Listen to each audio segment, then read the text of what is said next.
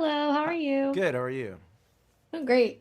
To start, this movie, which, is probably one of the raunchiest movies ever made, really gets to have a lot of fun with these characters and what you get to do with them. What was one thing that you were like, there's no way they're gonna let me animate this one thing that they were just like, yeah, go for it. Well, I mean, there's that could be said through the whole movie, but I think the biggest fight was the big climax scene, Hmm. which is also the most heartfelt scene in a way as well. And in written form, that one was always the first to go. Like you got to get rid of the scene. That's no way that's going to work. And I had to really fight for it, and that was my test. If the studio that or the person that accepted that scene, they knew what this movie was,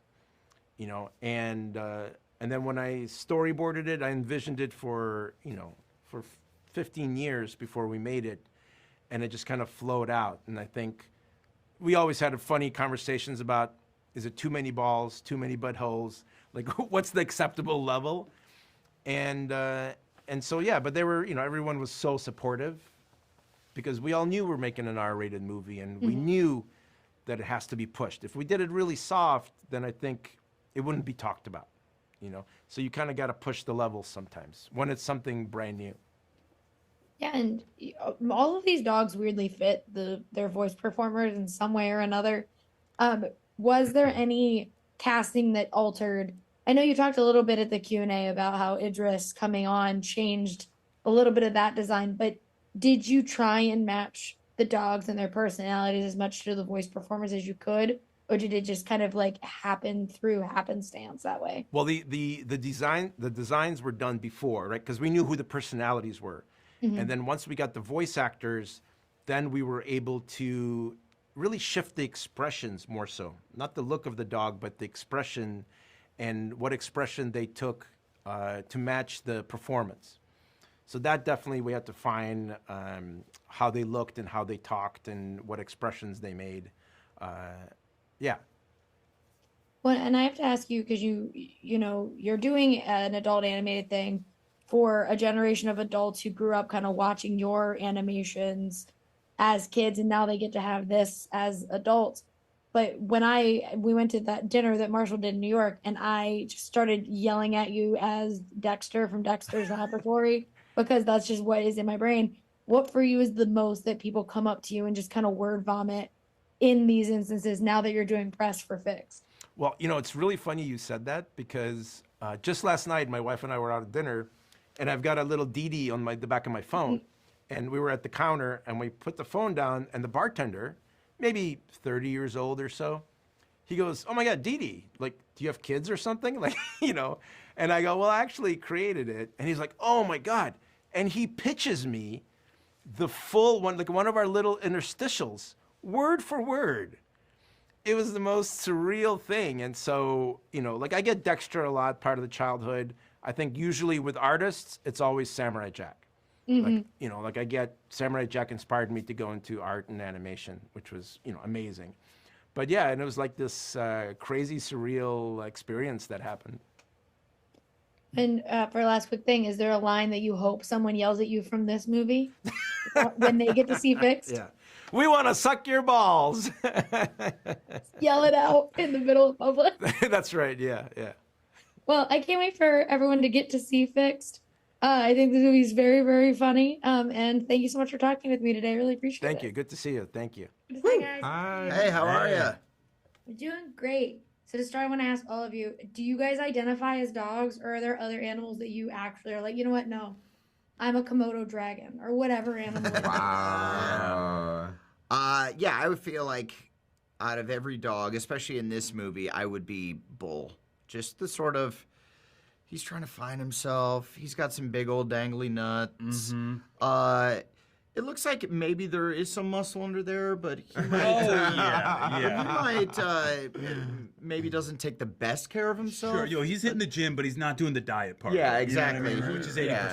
So, Yeah. he's doing the He hasn't 20%. found the abs in the kitchen quite yet. No. Yeah, I would be a dog as well. I gotta say. I mean, I would probably be Bull. He's so relatable. He's the everyman. Really, you guys are both dogs. Yeah. couple I mean, maybe I would be like Wow.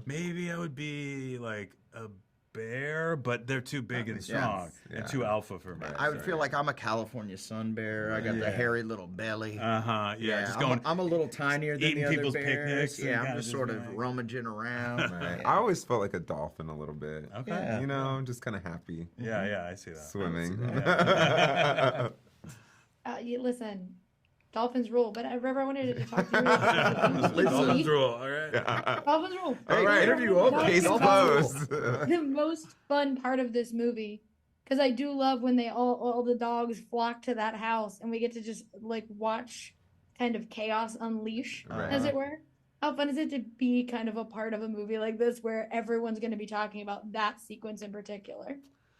You know, for honestly, for the first time doing voiceover, this is probably the best version of that reality I could have asked for. I mean, like these guys, just the fact that Frankie is this splashy, sexy dog character that has like all this existential like knowledge. It's just like fuck yeah.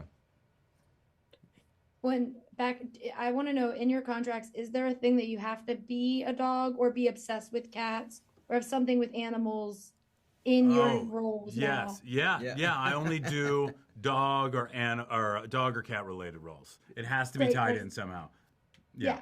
Just wanted to make sure because I was like, well, he's like you're obsessed with limiting cats. yourself. Good for me. I mean, I feel like I'm limiting myself as well, but that's what that's actually that's what I need for my creativity. You know what I mean? Until I really find something special. I get that.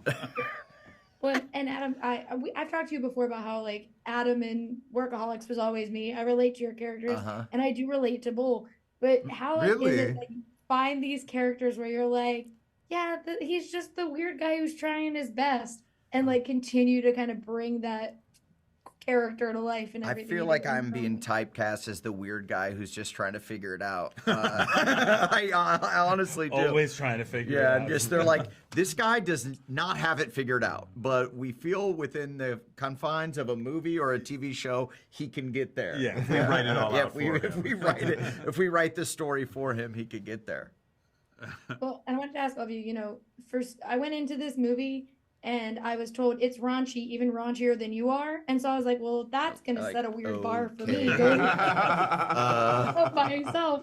But it does have jokes that I'm like, I can't believe they got away with it. Was there one joke in particular that you guys were like, this is getting cut? I'll say it, but it's not happening, that like ended up making it and you were surprised it got in there? For me, it wasn't the jokes, it was the finished product of the animation that I was like, whoa, there's a lot of buttholes. The buttholes threw me out the gate. I was like, because right out the gate, you just see dog butthole, and then you see a lot of dog butthole for a while, and you're like, oh, we're really going for it. Getting immersed in this reality. But then all of a sudden it turns like 10, 15 minutes in, and you find the heart of the movie, and the story is great, and it's super relatable, and I think even beyond the raunch, which I love. I'm a raunch dog myself, but some people aren't, and I feel like they're going to be put off. But then if you stick with it, you're going to find a movie with a lot of heart as well. I 100% agree. I loved this movie. It was so much fun to get to see it, especially I saw it with an audience, so I was having the time of my Awesome. Good. life. And so thank you guys for talking with me today. I really appreciate it. Awesome. Yeah, thank you. so Good to see you much. again. Thank you guys.